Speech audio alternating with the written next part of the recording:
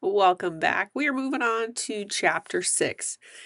And I've had a few people from the group that I have a small group that we do free calls every month. And one of the questions they asked is why am I going on YouTube now? The reason that I'm doing it now as we move into the year of 2026, we're going to have a lot of polarities going on. And the phrase that I'm going to use for 2026 is sanity is contagious. That with the increasing of AI and alternative facts, people are really going to be doubting who to trust, what information is real, and how to guide themselves through their life. So, one of the reasons I'm doing this now is because our nervous systems are literally under attack from whether it's toxins, pollute, other people. But the biggest thing that's really dysregulating most people is the level of isolation that is out there. And when we are in too much isolation and we're not connecting with others, our mirror neurons in our brain, when we make eye contact with others, there's a mirror neuron thing that's happening.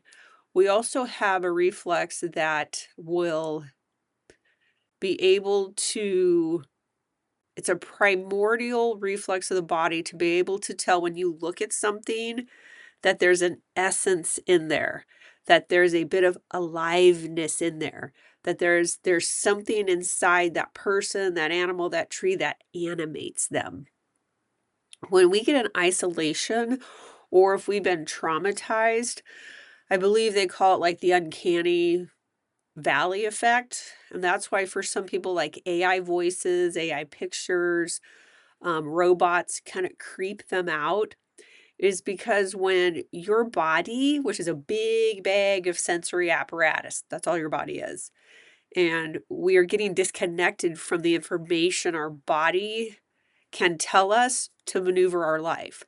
My goal through these audios and eventually the live calls or the live streaming we'll be doing on YouTube is to get you so connected back to that essence of you that when you speak to somebody, maybe you hear some news or maybe you see a commercial, you will be able to have I call it the ick factor, that response in your body and your nervous system to know that's not for you, that this is for you.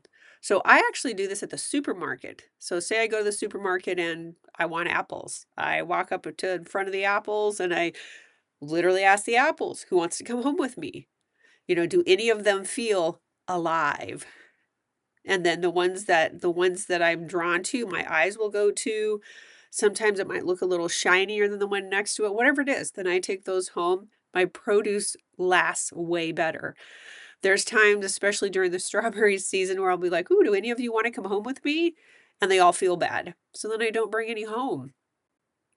We all have that as an innate quality within us. And I'm noticing more and more when I'm out interacting with people, people are losing that. That when you look into their eyes, they look empty. That spark of animation isn't there anymore. Some people, if you're in the spiritual realm, they'll call it the God spark. And I don't want to get into whether it's spiritual or not spiritual or whatever. This is just the way our body is. There is something that animates us. And when I used to work in hospice, I could be able to tell the family within minutes of they're getting ready to go. Their energies are consolidating and they will be leaving their body soon. So that the family could come and whether it's be part of the process just to make sure they're not alone when they pass, whatever the family's and the patient's wish was. We have that ability. So I want to be able to assist people. It's a head, heart, and gut connection. They're called gunas. I believe it's in the Ayurvedic structure of a way of life. And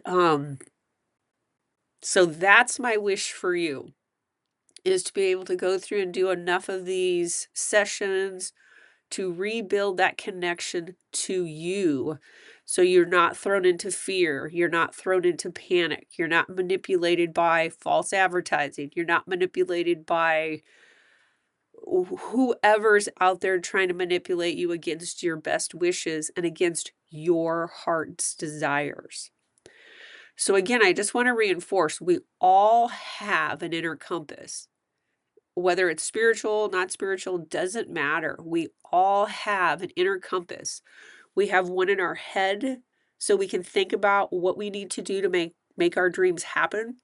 We have our heart where we have this, it's just a knowing, where you can look. So when I met my second husband, I literally knew when we sat down at the table on our first date and I looked into his eyes, I had a knowing. It was like here in my chest that I had a knowing, this will be my husband. He didn't have that. He didn't have that for 4 or 5 years. Eventually, I don't know, he figured it out or he felt it or whatever. But I had a knowing. So I just knew. I knew it was going to happen. So I just kind of relaxed back and was unattached to the results. Yeah, so I want that for you so that when you look at something, you have a knowing. I don't care if it's a vacuum cleaner. I don't care if it's an apple. I don't care if it's a business partner. Excuse me. I don't care if it's maybe a future partner you're going to have, that there's a knowing within you. And you can also get, men I notice have more of like the gut feeling, like, oh, I just knew it in my gut. I want to reanimate that for you so life becomes easier, so that you can find those paths of relief for you. And ideally, the less isolated you could be, the more you can connect with others, the better your nervous system's going to be in the long run. We are not meant to be isolated. We are not meant to have AI companions because we don't get the mirror neuron stimulation in our brain. I don't know if that's what they call. I don't know if they call it is like AI psychosis or something like that. If you're using ChatGPT for relationship questions or for therapy, even just sitting next to someone who has mirror neurons a little healthier than yours, you're going to pull a resonance to that and it'll be uplifting. So sometimes those people can be a challenge to find. Hopefully I can be one of those people for you. It's hard to say. So again, that's a lot of words. We're moving on to chapter 6. Again, in this video, we'll go through, I'm going to read the book and then we'll go through the handout a little bit and then we'll do the audio to integrate in disempowering beliefs, thoughts, and emotions that are keeping you stuck in life. So I apologize if that was too many words, but somebody had emailed me a question on why am I doing this now? Because I could have done it last year. I could have done it because I've been semi-retired for, I don't know, almost 2 years now. I just see the need now. I see the need and I want to give back to the community that has really supported me. All of you out there, you've helped me pay off my house. So I want to bring that support back and help you move on. So let me go ahead and cue up the audio part of chapter 6 where I'll read chapter 6 for you. And we'll just take a little moment here so I can put up the disclaimer. And then we will go right into the book. Chapter 6. From Residue of Trauma, Learned Helplessness. The Paradox of Opposites. Hope and Hopelessness. Quote, hopelessness is a feeling, not a fact. Feeling stuck between hope and hopelessness is the tension of two opposites. Hope, the longing for change or improvement in one's circumstance. Hopelessness, the belief that efforts to achieve that change will inevitably fail. Two sides of the same coin. But for many, it creates a complex emotional state where hope and hopelessness coexist. These individuals may desperately want change, but feel incapable of achieving it. The paradox of hoping for better while believing it's out of reach can lead to profound inner conflict. While in the vice of this conflict, it stalls growth by trapping a person in a cycle of inaction. No one likes to be in limbo. This contradictory state can exhaust the emotions. Hope and hopelessness coexist in all of us. At its core, hope is a universal human trait. In young children, it's like wonder, a curiosity for more. Even in the depths of hopelessness, individuals often harbor a desire for better circumstances. This hope may manifest in fantasies, wishes, or intermittent bursts of motivation to act. However, hopelessness is learned through repeated failure of real or perceived lack of control in life, turning hopeful intentions into fleeting, frustrating moments of optimism. Sometimes people turn to toxic positivity, trying to drown out their hopelessness. The tension between hope and hopelessness creates an outer oscillation, taking action and resigning themselves to inaction. A come here, no, go away scenario in life. Starting lots of things, yet finishing few. Chasing the next shiny object. I still have to tell myself, no, you can't start something new until you finish your last project. If this book wasn't part of a structured step-by-step 7-day challenge, it would still be sitting around half done. I still feel a little cringy about putting this book out for all to see, yet I do think an interactive book is needed by a lot of people. Reading isn't the same as implementing. My goal is to help people implement their way into a better life. Experiencing a constant state of a stalemate can create chronic anxiety and frustration because an individual may feel they are always undermined in their efforts. The brain remains in a heightened state of tension, constantly weighing possibilities, but unsure of the exact action steps. They want a guarantee before acting. This inability to reconcile which choice is best can create an emotional numbing because they are constantly having to cope with this inner conflict. This numbing may provide a temporary relief, yet it deepens the sense of stagnation. Feeling stuck can foster shame, guilt, negative self-talk, leading individuals to withdraw from relationships and opportunities that could improve their life. This makes change feel impossible. It can feel safer emotionally to remain stuck than to risk hoping once more. The idea of trying again and potentially failing again is unbearable. I've had many clients tell me I just can't suffer one more loss without losing my mind. When a person is at this point, it's important to help them develop a clear path of action. A clear step-by-step movement forward, no matter how small those steps are. It must be a plan they can implement. Implementation only happens when an individual can wrap their mind and their heart around the plan. They get to do it their way.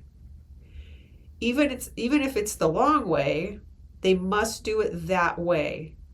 It must make sense to them. Or the primordial part of the brain will stop them in their tracks. In this state of oscillating between hope and hopelessness, self-agency often goes from internal to external forces. In this state of oscillating between hope and hopelessness, self-agency often goes from an internal to an external force. Change feels dependent on external events or people rather than personal effort. And at first, this can feel like a relief. However, the relief is only temporary because others cannot live your life. Inaction offers a temporary comfort of avoiding risk or uncertainty, but it often perpetuates longer problems down the road. I hear people say, if only everyone else would change, my life would be better, when they are stuck in the polarity of opposites. Breaking free from the limbo of hope and hopelessness requires a deliberate strategy to rebuild self-efficacy and challenge the learned beliefs that trap an individual in inaction. Reparenting is another way to look at this process. Nurturing baby steps. I have people start with low-risk steps to create evidence of success. Each small accomplishment reinforces a belief that change is possible and begins to challenge the feelings of powerlessness. It also doesn't trigger too many subconscious triggers to slow them down. Pick something and go with it. If it doesn't work or you don't like it, you have the right to pick again. Reframing failure. Helping an individual to understand that failure, real or perceived, is not a permanent judgment, but an experience. Having them express the learning from an experience and what are the things they don't want to experience again. Then taking action steps to move away from the things an individual does not want to experience and action steps towards the experience they do want in life. I need to mention I am not a believer in finding the positive from a negative experience, finding the silver lining, so to speak. I feel this slows a person down and allows them to accept bad behavior from self and others. Bad experiences need to be dealt with in a direct fashion as to not repeat them. Bad things happen to good people. Trying to dilute a bad experience into a blessing is usually an emotional or responsibility bypass. In my opinion, it leaves the bad experience an imprint in the field and the psyche, which often attracts more of the same. When a client has a theme that keeps showing up in life, no matter what they do, and it just doesn't go away, I check for a silver lining wound. Bad things have to happen to get good things. Or wounds around pretending it wasn't as bad as it was. When these areas get resolved, the brain stops throwing it in your path to resolve it. You just move on with your life. It can feel like forgiveness when you actually just stop thinking about it or acting it out because the emotional charge on it is gone.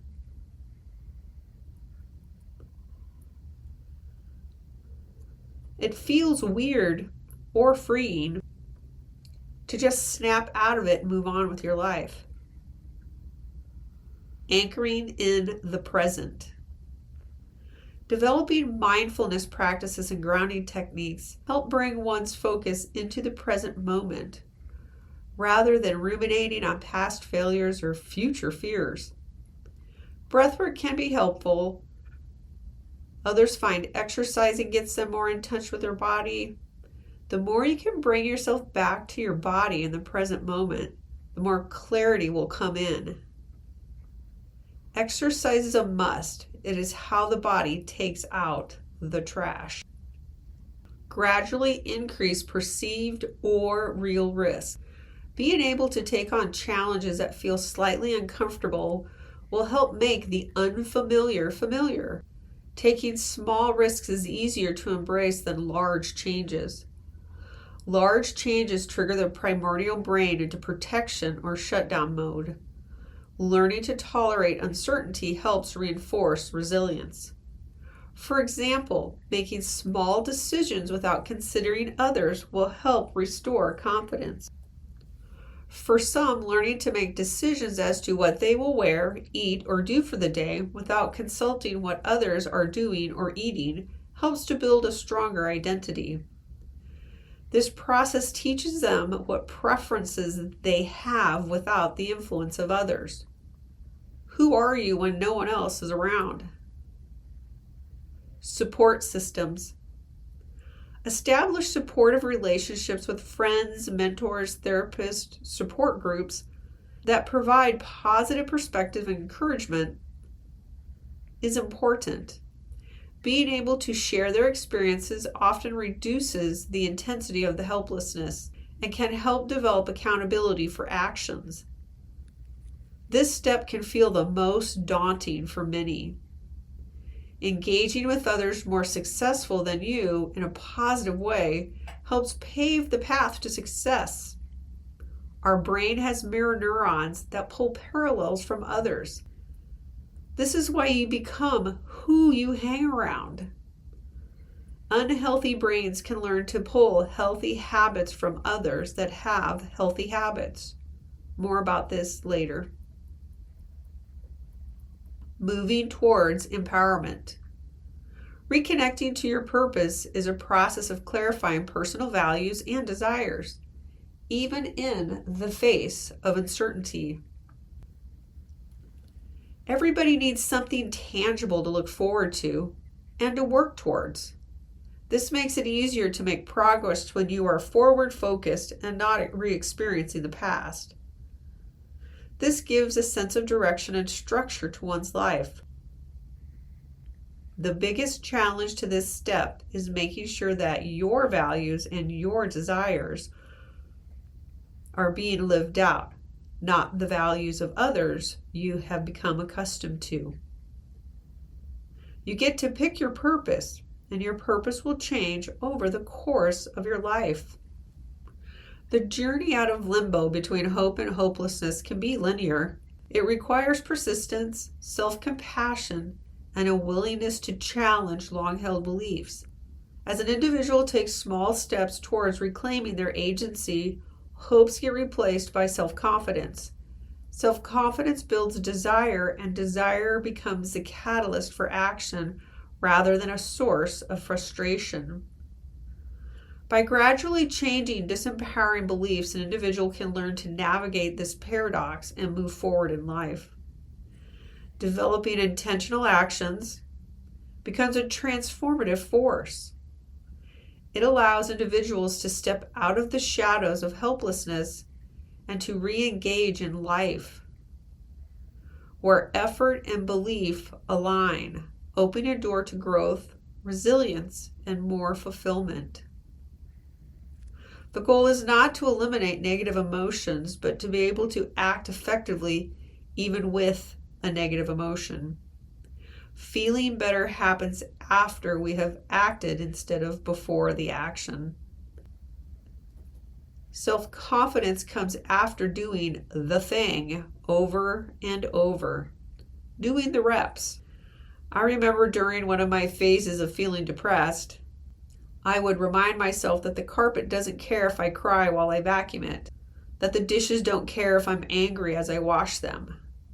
By the end of the day, I felt better because the house was cleaned, dishes were washed, even if I couldn't shift out of a heavy state. This is the end of chapter 6. And we're going to move on to working with chapter 6 handout or the worksheet again. You can print them off my website. Still trying to figure out how to get them to where you can download them off of YouTube. Somebody knows how to do that, drop it in the comment and I'll get that set up. I do believe this chapter is very relevant right now. We have so many people right now that are kind of stuck between hope and hopelessness, and a majority of people have already kind of fell into the ditch of complete hopelessness. So when we go through this audio, this could be a very powerful one for anyone who's in that ditch of hopelessness. And we'll go through on this one again. We're going to go through and I'm going to have you focus on your body and how are you feeling in this moment? Did listening to the chapter of the book trigger anything for you? Were you getting memories that were coming up? Maybe you were getting in touch with some heart desires that you had forgotten about. How do you feel in your body? We want to stay focused on our body. And what are those things that you're doing right now that are working for you? Do you get up in the morning? Do you take a shower? Are you working on eating healthier? Are you working on getting out of the house? Are you, connecting with others, even if it's just a store clerk? Is there any way that you can be more connected to others? And then the very first question, this is a little triggering for some people, but where do you feel you failed? And, you can write a few of those down or just, kind of let them stew around in your head. Because again, the more we can bring into our active experience, the more quickly the superconscious can go through and neutralize the painful emotions that go with that. So then you no longer are running on that old pattern. And we all have places where we feel like we failed, or we've had places where other people have told us we failed. All that can work. What distracts you from the present moment? That could be like anything. That could be stuff in our environment. That could be old news grinding in our head. So many things. And who or what shuts you down? And right now, social media could be doing that. The news could be doing that. And then the next question, what do you hope for, but you feel it will never happen? These are those heart desires. What are those heart desires? So go ahead and sit down. Again, you don't have to have your eyes closed. You do not need headphones. And we're going to go ahead and segue into the audio. So whether you've wrote down the things you want to work on or you just have them in your active experience, you're kind of thinking about it. How does it feel in your body? We're going to go ahead and start that audio. Hi, this is Gina, and we are moving on to Chapter 6. And again, just a disclaimer, I am not a medical professional, and I offer no advice. Anyone using resources off of my website are responsible for their own mental health choices and behaviors. Let's move on. Hopefully you have downloaded your journal audio tracker sheet. If not, you can use a blank piece of paper. And the first thing you want to focus in on is what is it you would like to shift during this session. And also focus in on how are you feeling before the session. And you can jot that down. Some people like to use a 0 to 10. 10 is I feel amazing. 1 is it sucks.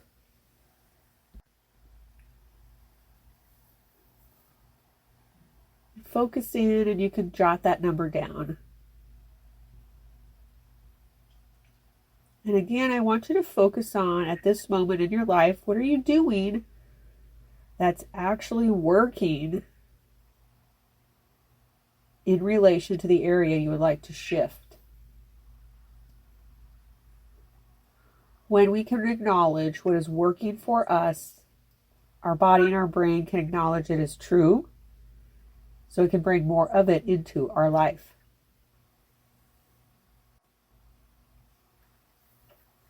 You can write those down. And our next question is, what do you want to create?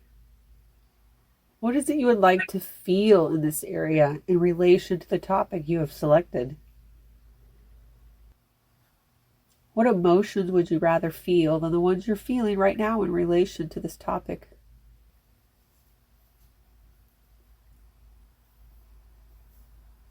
Then we're going to move on to the magnetic mind, and I ask permission to work with your super consciousness.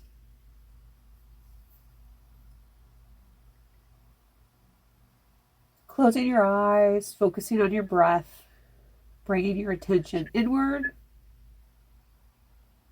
And if you can find a place where you can sit down or lay down, that's even better. Where do you feel you have failed? And just allow the thoughts and the memories and emotions to bubble up.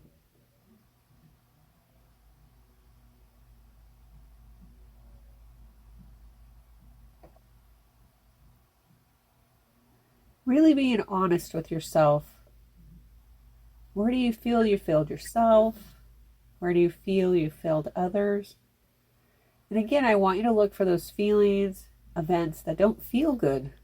Those are the ones we want to neutralize. And as you bring them into the active experience, superconsciousness, I want you to go through and tag and treat all of these with a massive history change and everything after that. And I also want to invite in all parts that maybe don't know if they want treatment, they don't know what treatment is, maybe they're afraid of treatment. And I ask those parts, are you willing to talk to superconsciousness now to be educated on treatment so you can learn how to get more satisfaction out of life and less pain? Yes? Parts, please speak with superconsciousness now. And superconsciousness, please educate them on treatment and the benefits. And when ready, the ones that want treatment, you can line them up one after another so we can treat them one after another. And as you focus on the feeling or the event of where you have failed, bring that into your conscious awareness. And what meaning did you attach to this event or this failure? And as you focus on that meaning, superconsciousness, please take and treat everything that is associated to and with this meaning. The meaning of, I'm a failure, I let myself or others down. Treating all parts, predispositions, and again, associations to and with this failure. And take a deep breath in.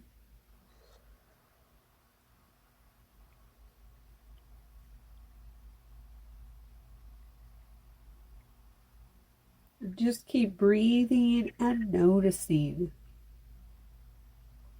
Observing as things shift. And when you think of this failure, focus on your body. What sensation do you have? And superconsciousness, please treat all judgments to and with this body sensation. And when ready, do a massive history change and everything after that. Treating all physiologies around these sensations in relation to this failure. And again, when ready, do a massive history change and everything after that. Breathing and noticing.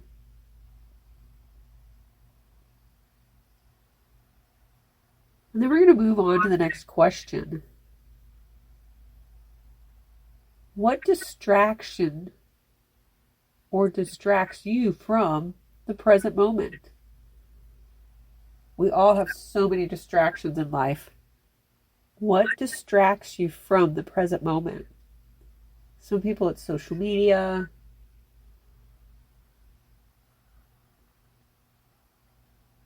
Some people it's obsessive thinking, worry. What pulls you out of this now moment? Breathing and noticing. What's the feeling underneath the distraction? Is there something you're avoiding?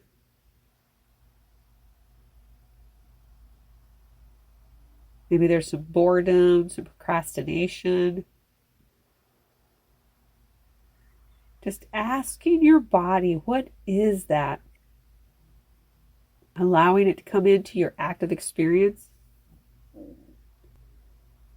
The superconscious, please treat all of this that has come into the active experience with a massive history change and everything after that. The superconsciousness, please treat the vagal dorsal response that pulls us out of this now moment. And when appropriate, treat it with a massive history change and everything after that.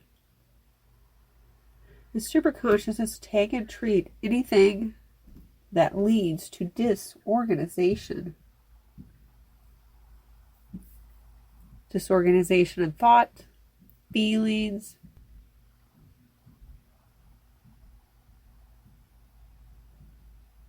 actions, and treat that with a massive history change and everything after that.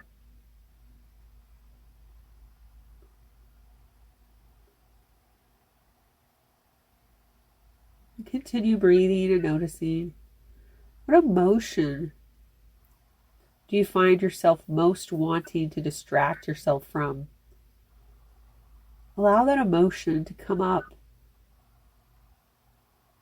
How does it make you feel? What thoughts do you have? Super consciousness, please treat all fear, treat all anxiety, treat all worry. Do a sentence procedure on, I don't know what my next step is.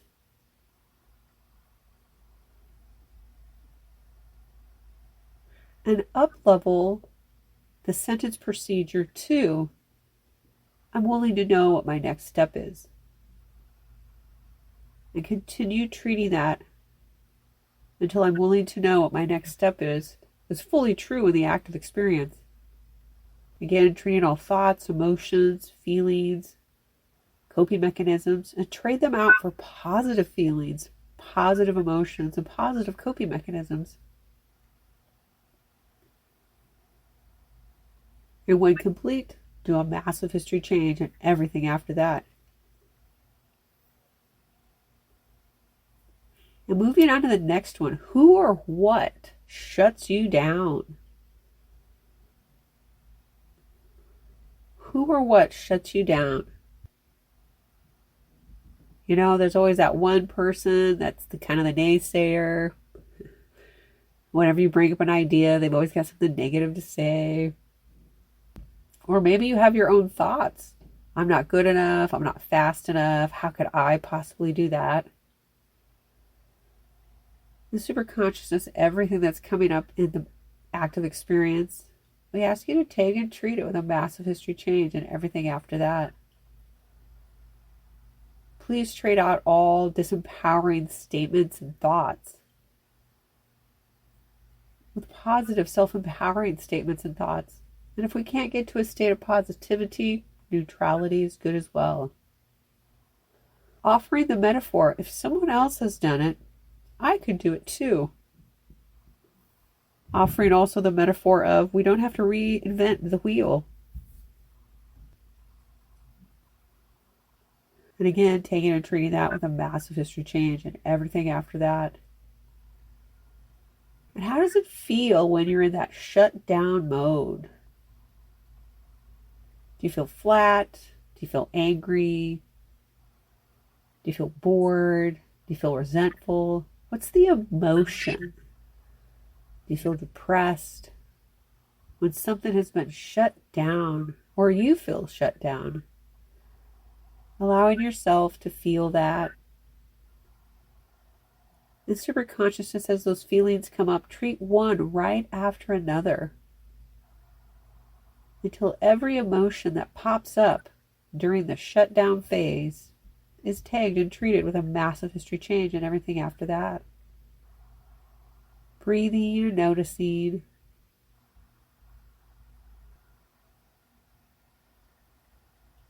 And we're going to do emotions one more time again. What emotion or emotions or even thoughts do you have when someone or something kind of stops you in your tracks or shuts you down? And focus on how does that make you feel? And super consciousness, as they bring this into their active experience, I ask you again to take and treat all of it with a massive history change and everything after that. Going back to the original event where shutdown started and tag all subsequent feelings and emotions related to this shutdown. And treat them all with a massive history change and everything after that. Treating the complex structure that is held in place. And as it's treated and falls away, replace it with a new positive complex structure if needed. And then do a massive history change and everything after that.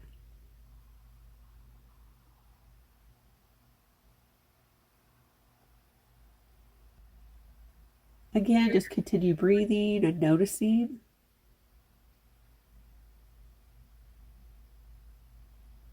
What do you hope for, but feel it will never happen?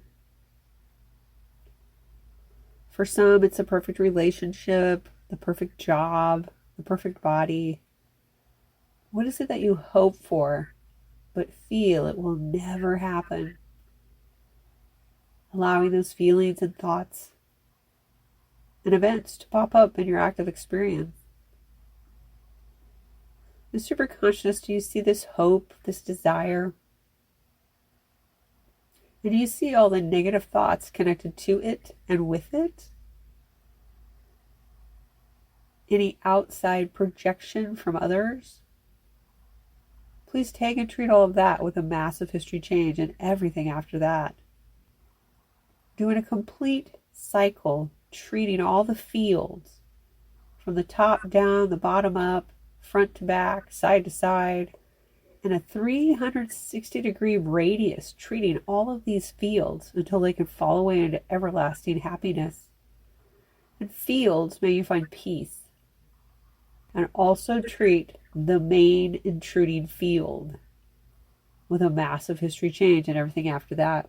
And superconscious, treat the neural network of the basic neural structure of the heart system, the visual system, the auditory system, and the breathing system to increase the effectiveness of this treatment. And when all of that is complete, we ask that you treat it again with a massive history change and everything after that.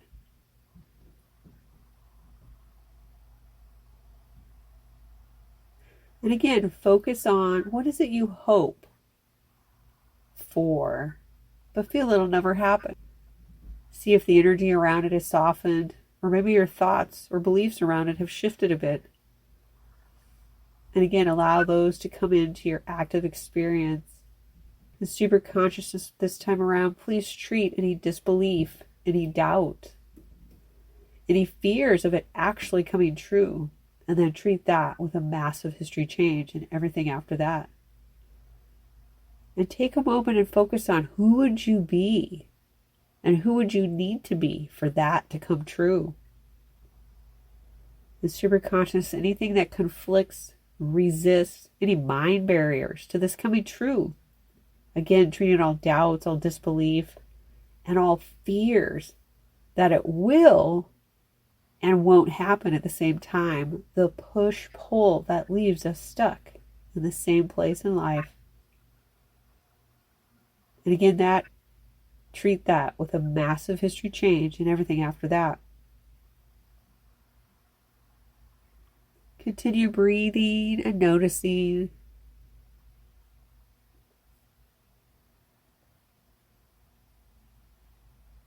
The superconsciousness, do the closure procedure, anchoring all of this into the matrix of the universe. With your permission, we'll close the session. Between now and the next session,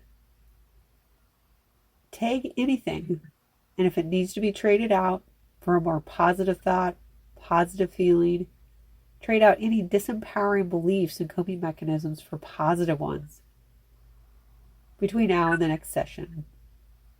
And again, take a deep breath, maybe wiggle around a little, bringing your attention back to your current space. And you can kind of reflect. What did you notice that shifted during this audio session?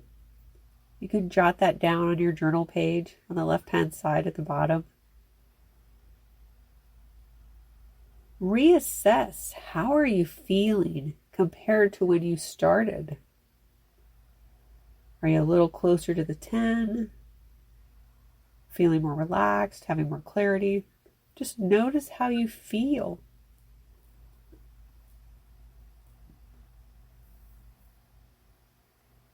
And you can write that down on your journal tracker.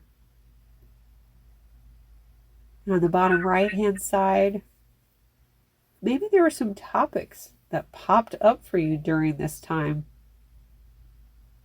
Different themes, different events. You can write them down in that area. And when ready, you could use those as your new topic and then listen to the audio again, going through the same 4 questions, but focusing on a different topic or a different event. Every time you use the audio, selecting a different item, a different event, something else will shift for you in a more permanent way. And over time, you will notice you're going to start to think different, act different, and things that used to be kind of hard are going to become easier. And how was that for you? Chapter 6 is a powerful chapter between hope and hopelessness. It's that push-pull that keeps us from acting on the things we want to do, or even acting on the things we need to do to really make things happen for us, for things to change in our life. So this would be hopefully an audio that you revisit. And of course, you can subscribe. Please leave me comments on content that you would like me to create content around, whether it's a video, audio, got a question, you go ahead and put those in the comments, and I will see you in chapter 7.